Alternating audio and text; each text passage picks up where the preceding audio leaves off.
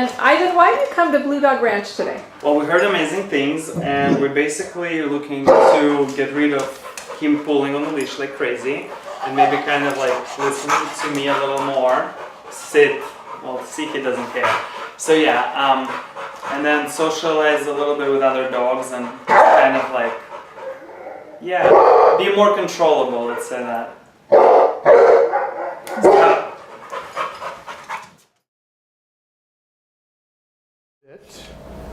We are starting our walk with Ace. We have him sit at the front door.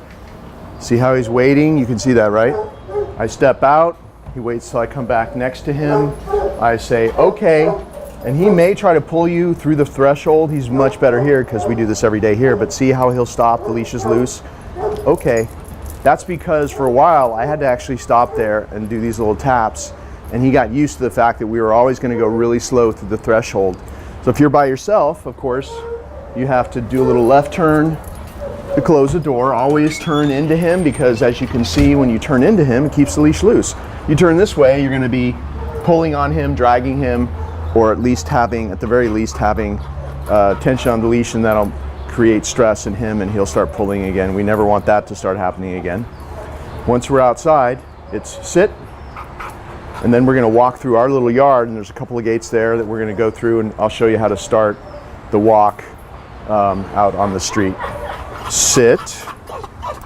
Now you can tell Ace still has anxiety when we're going to come out onto the street. Part of this is because he loves the camera girl and he doesn't see her very much, and he wants to get to her. So that's part of this, but it's pretty good for our purposes because you can see he's extra excited and he's still able to stay in a sit stay as I walk through the boundary first, waits till I come back next to him. Okay, and see here, I have to slow down here to make sure that every time I do this, he gets really used to the fact he's not rushing through anymore. And see how I'm doing it? It's tap, tap. Doesn't take a lot of force at all. And your body has to stop as well. Okay, see how that works? And then go through, and then on the outside, sit. And actually, we're gonna do one more at the curb. So we have another gate here. Okay. Little left turn. You see how that keeps him from pulling, and no tight leash. The tight leash is your enemy. It'll cause all the stress and all that pulling to come back that he used to do. Because I know he used to drag you around wearing a harness, so he pulled for a long time and got used to really pulling badly. And he's very strong. So you see how easy this is? You don't have to have strength to be doing this, and always keep it loose. So we're going to do one more little sit stay at the curb, and you might have to back up. So just make sure that you back up so that you can do the shot. Sit. And see how he has all this anxiety because now she's standing in the street and he just wants to go over and say hi to her. So this is a good way to show you, even when he has this kind of anxiety, and I know you've seen this and heard this before, we're still at the point where he's able to do a sit stay, which, you know, took us weeks to get him to do. If he gets up, you say no, you step into him, tap, tap, tap as you go around, gently but firmly put him back. None of this is about being rough or struggling with him. You'll never be able to struggle with him because he's stronger than you are. So you have to really do it the way I've been doing it. And if you do it as closely as possible the way you see me doing it now, it might take a few days that he'll click into his part of this. If you try to wrestle with him and restrain him, all that craziness will come back, and he's way too strong for almost anybody. So you never want to handle him that way. So he got up, I'm going to say no. See, it's very gentle but firm. Okay, leash is loose. Now we're going to cross the street, and you can kind of go that way so you can shoot me crossing the street. Okay. We have a new camera person here, so I have to tell her how to do it. So this is the hardest part for him. Crossing the street, he just would pull like crazy. Luckily, it's a quiet street, so I have the luxury of doing this. We have like one car every half an hour. But I know that you live in a busy area. You may not be able to do this, but I'm just showing you what we've been doing here. So see how I slow him down? It's tap, tap. There's never any this. If you're doing this, it's gonna get worse. So it's tap, tap, and then also you can Tap and turn. See that? Tap and turn as you keep moving across the street. You're not going to be able to do this in the city, but I'm just showing you what we've been doing. You have to move closer now, or else we're going to get really small. There you go. And then on the other side, sit, because now the walk starts. So he sits once we cross the street, and then really needs to wait. See how he's like losing it? He's so excited. No. I do another circle. You have to be super strict with him, like set the bar high. I'm not being strict in the sense that I'm being rough, but I'm making sure that he does it the right way. The leash is loose all the time, see? And he's waiting for me to release him. Go. Okay. And even if he tries to pull me then, it's like that. And see how the pulling doesn't start? So we're gonna stand here for a second while I talk. You may have to pee or something. The point of all this, starting at my front door, is that you have to start the walk like this every time in order to have him not be crazy and pull you everywhere out on the street. Also, he had a pretty extreme leash aggression with other dogs that he would see, and you'll find that it's way easier to handle now because he doesn't pull you out onto the street. He's not, you know, right under his breaking point when he comes out on the street ready to rumble. If you start doing the training on the inside of your door and coming all the way down your stairs like this, stopping, waiting, see how he's, although he has anxiety, that's what this panting is. He's a 6-year-old dog. Older dogs change slower, just like older people. But see how he's not pulling? We haven't even started our walk yet. If you start your walk in the way we just showed you on this video, you're gonna see him get better and better over time as well. And this took me 4 weeks to do. And you just need to continue it, and over time, he's gonna get better and better, you'll see. And also we're doing lessons with you at your place, so I'm at least showing you how to work on it. And now we start our walk. Good. All right, we are walking towards a camera person that Ace just loves so much. He wants to get over to her so badly. This is worst case scenario, right? He wants to go to somebody on the street. You see how I'm walking slowly and I'm just handling the leash in a specific way, okay? Even just this just gets you so much more than you had before because he was just pulling like crazy before. It's just a little tap and release, tap and release. And you need to stop walking if you want to slow him down. And we're starting to develop this pattern where in his mind, this is how my walk goes. And so for you know, the first couple weeks, now he sees another dog or a cat over there. So now I'm gonna add, come. Good, so I'm gonna do a bunch of recalls, come, in succession. Good, because he sees something over there and you can tell, oh, he's like, hey, what's that? Come. We've got one of his favorite people right there. We've got a cat and another dog over there. Come. It's a wild cat that's on the street, a feral cat that's under a car, and then there's a dog in the yard right there. Come. So watch what has happened. What is that, like 5 times I call them back to me? Come. Good. Notice how left hand leash, right hand reward, a fist, come. Good. Say good as soon as you give it to him. And also that really important part of this, I'm gonna wait till he looks over there again, or looks somewhere. See how he just completely starts to ignore the distractions? Come. Good. When he backs away, when you back away, he comes towards you. It's so much better than standing still. It's just basic stuff. When you back away, the dog is drawn to you. Connect the come command to that. Come. Always call him. Good. When he turns away from you, never call him when he's looking at you, because the whole idea is that he gets used to breaking away from whatever come he's distracted by, good, or interested in. He hears that command, he breaks away immediately, comes running back to you, gets paid. You have to call him to this closed hand, come, because, good, because in an emergency, you're not going to have food. You may not even have a leash. So this is all geared, come. Good. This is all geared to working without the leash, without food. And in an emergency, when you need him to come to you and God forbid he's loose out there on the street or something, it's gonna work because you practice this way. And I don't know if you noticed, but that last time you really wanted to go over there and now there's somebody there. Come! Yeah, we're moving right now, sorry. Come on. There was a couple of people that came right there and were saying hello. So that was a big distraction, right? You see how I tap, tap, tap as I backed away?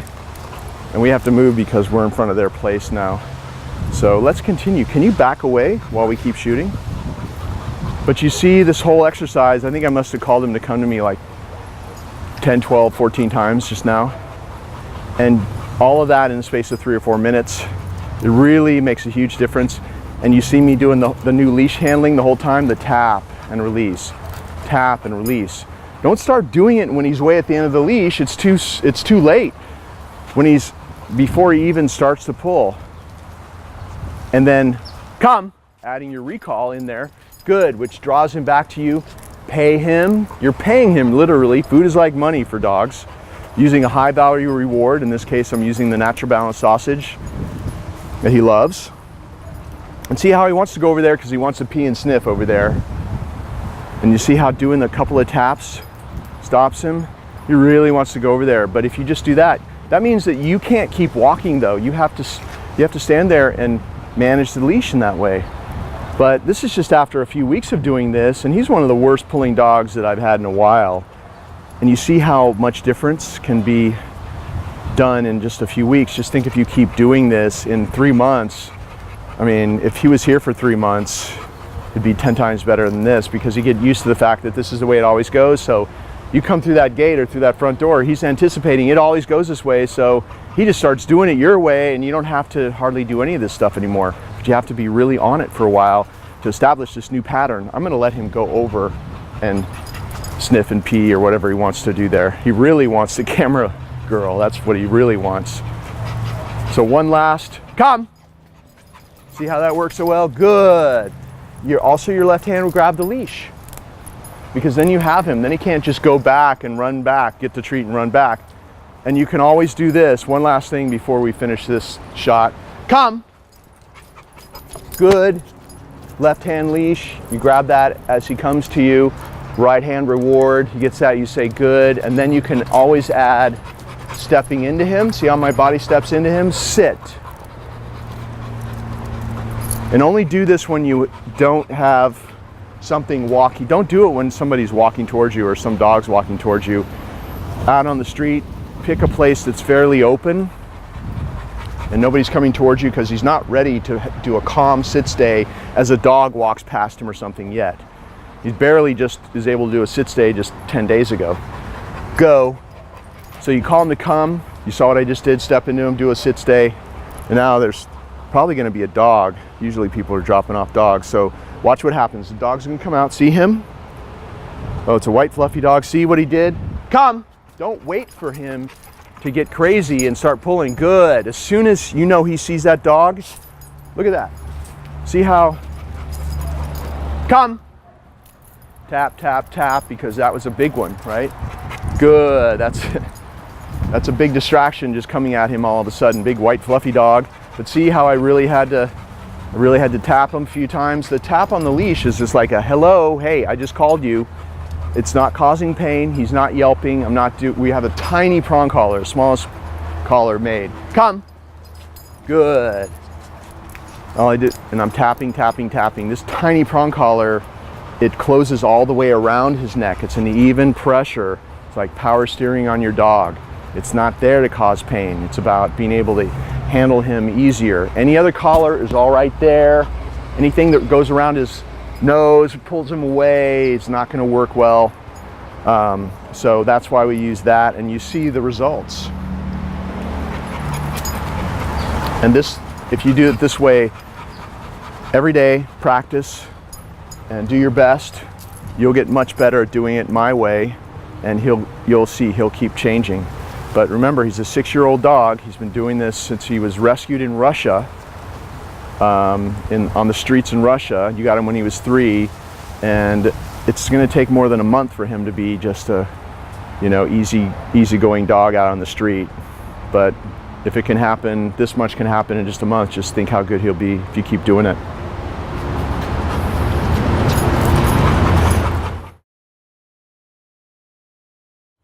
This is our little greeting routine. I have a sit, I step over to the new person or the person that he knows. He's more likely to want to jump on a person he knows and loves. He loves Darian.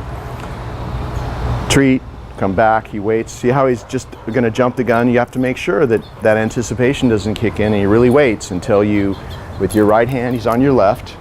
Your right hand, you pat his chest and say, go say hi.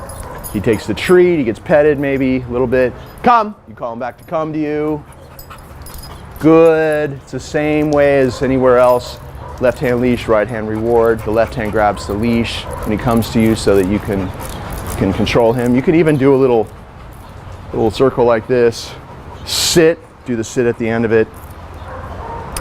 That little stepping into him and turning into him really helps reset him, get his head in the right place, ready to do another sit stay. The leash is always loose. See how he's leaning forward, but just be ready. Nope. If he does that, you say no, do your little circle, reset him.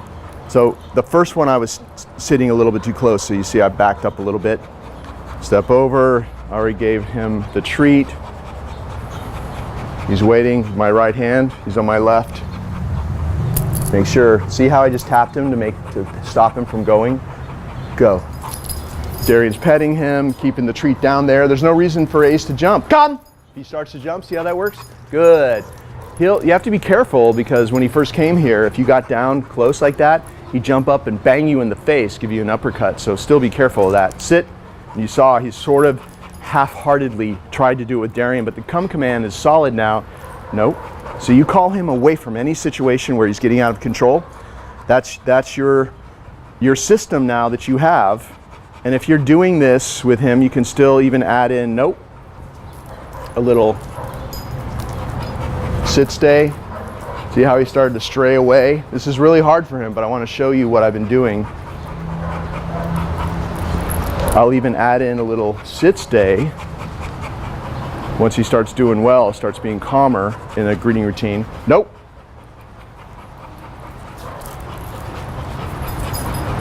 And all this panting he's doing, it's all stress. It's not hot at all. He's had plenty of water. Any kind of structure or thinking makes him stressed. So he did a little sit stay there. He gets to go over and get petted and get the treat now. Go. So that's your greeting routine. Come. Good. He loves him, so I had to do a little, you may not have even seen it, like that, to get him to come to me. But you saw how we do this. You see how calm he is now and he's not pulling when you do this. Every day you do this with somebody, and you should do it with just members of your family. Just practice it in your living room, on their porch. Because you got the sit stay, you got the go command, you got the greeting somebody without out jumping, you got the come command. It's just a great thing to do with him. You can add in that little sit stay, walk around sit stay before you send him over. Once you get comfortable with that and he gets comfortable with you doing that, and it's just a great exercise to keep doing with him.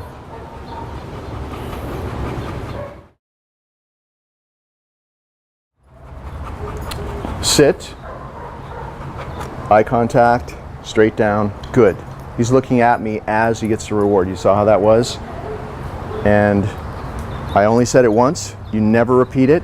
I can step away from him. Only give him the reward when you come back next to him. Good, like that. Be careful of your fingers. If he's hungry, he can bite kind of hard sometimes, but he's a lot more gentle because he's calming down. Nope. If he gets up, you say no. I think it's getting a little bit warm out here for him now. Gently but firmly put him back. All you do is say no. Insist that he really waits until you come back next to him. And by the way, if he doesn't SIT the first time you tell him, don't repeat it. Just pull up with a little bit of pressure, just a little bit. You're not popping, jerking, hanging. It's just gentle but firm pressure. His butt hits the ground, you release it. All he knows is he heard the command once and he ended up there. And then stay is built into sit, so you don't say stay. Just make sure that he always waits until you come back next to him. And if I was going to release him to be free, I'd pat his chest. No. If I was going to release him to be free, I'd pat his chest and say go. Or if he was going to walk with me and still be on the clock, I'd say okay, and we'd walk.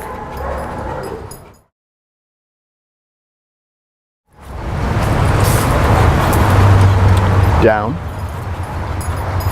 So he is getting much better at his downstay, his down and his downstay, but I still just have to apply a little bit of pressure on the leash. You see how I did that?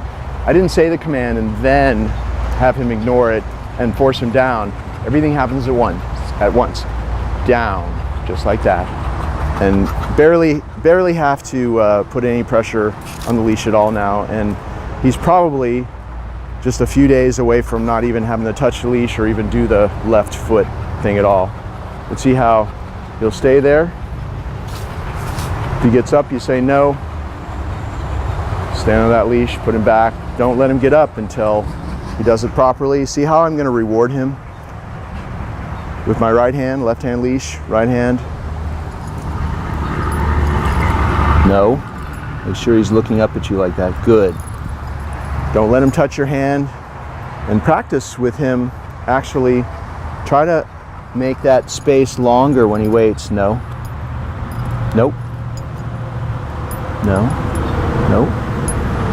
Good. Make sure over time that he waits longer and longer and longer, because that's a really important part of it. Is the delivery of the reward is super important.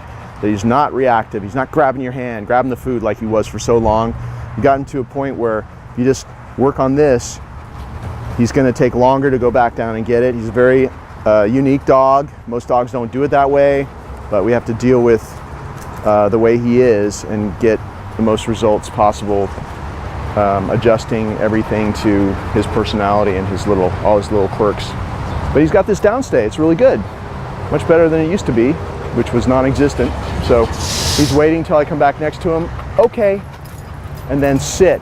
Always release him from calm sit stay, okay? So it's okay, he stands up. If you didn't do the calm sit stay, he would pop up and run off. So we're teaching him, you're still not free until out of a down. Up, gets up, he sits, does a sit stay, and then keeping that leash loose, release him like this, go. Now he's free.